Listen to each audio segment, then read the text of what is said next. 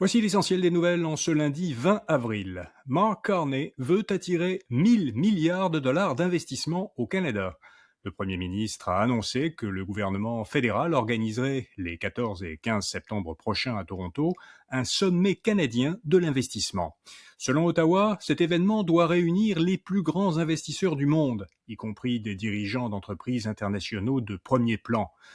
La bonification du crédit pour la TPS sera versée cet été. Les 12 millions de Canadiens admissibles au crédit pour la taxe sur les produits et services recevront le 5 juin un versement unique bonifié. La bonification correspondra à 50% du crédit que chaque contribuable admissible a reçu pour la période allant du 1er juillet 2025 au 30 juin 2026.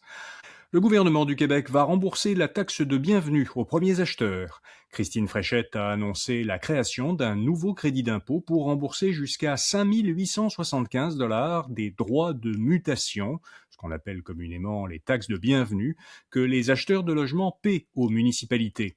Alors ce remboursement concerne les taxes qui ont été versées depuis le 1er janvier par les acheteurs de leur première habitation, et ce pour un logement dont la valeur ne dépasse pas 1 million de dollars.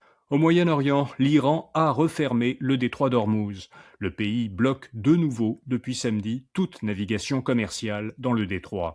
De leur côté, les États-Unis ont intercepté hier un navire iranien qui tentait de franchir le blocus maritime qu'ils imposent à l'Iran. L'armée américaine a pris le contrôle du navire. En Chine, un semi-marathon qui s'est déroulé hier dans une banlieue de Pékin a été remporté par un robot humanoïde en 50 minutes et 26 secondes. C'est environ 7 minutes de moins que le record du monde sur cette distance, qui est détenu par le coureur ougandais Jacob Kiplimo. Voilà, vous savez l'essentiel. Bonne journée et à demain matin.